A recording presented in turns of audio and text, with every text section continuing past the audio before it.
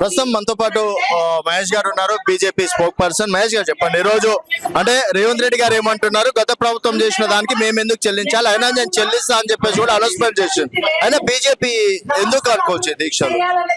అయితే ప్రభుత్వంలో అధికారంలో ఎవరైనా ఉండొచ్చు, ఇక్కడ పార్టీలు ముఖ్యం కాదు, ప్రజా శ్రేయస్సు ముఖ్యం. అధికారంలోకి రావడం గొప్ప కాదు, అధికారం నిలబెట్టుకోవడం గొప్ప.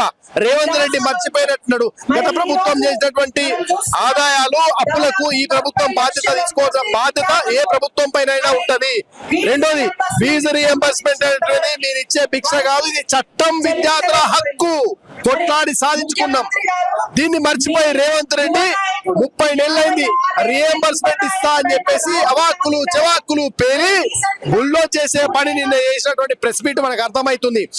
తెలంగాణ లోపల నేను ఒకటే రేవంత్ రెడ్డి కాదు, వాళ్ళ నాయకుడు రాహుల్ గాంధీ అడుగుతున్నా, ఛాత్రోంగా కూన్స్ అని చెప్పి దేశం మొత్తం తిరుగుతున్నావు కదా, తెలంగాణ ఈ దేశంలోనే ఉన్నది కదా, ఈ దేశంలో ఉన్నటువంటి యువకులది విద్యార్థుల అవాజ్ నీకు వినబడట్లేదా రాహుల్ గాంధీ అని నేను అడుగుతా ఉన్నా.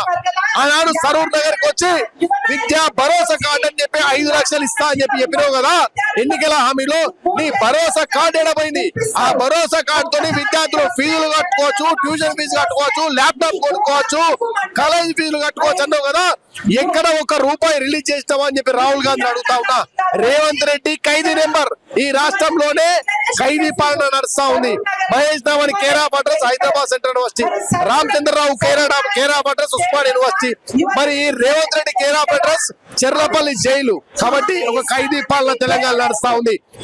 నవంబర్ 2025 నాడు తెలంగాణ ఉన్నటువంటి 15,000 ఇంజనీరింగ్ కళాశాలలో 10 లక్షల మంది ఇంజనీరింగ్ విద్యార్థులు బంద్ పాటిస్తే ఫీజులు ఇయ్యలేము, ఉద్యోగులకు జీతాలు ఇయ్యలేము, రియంబర్స్మెంట్ లేదు అని చెప్పి తాళాలేస్తే నీ ఉప ముఖ్యమంత్రి పోయి మేము ఇస్తాము, ఆదుకుంటాము, మిడతల వారికి ఇస్తాము అని మాట్లాడి వాళ్ళకు ₹1 ఇయ్యలే.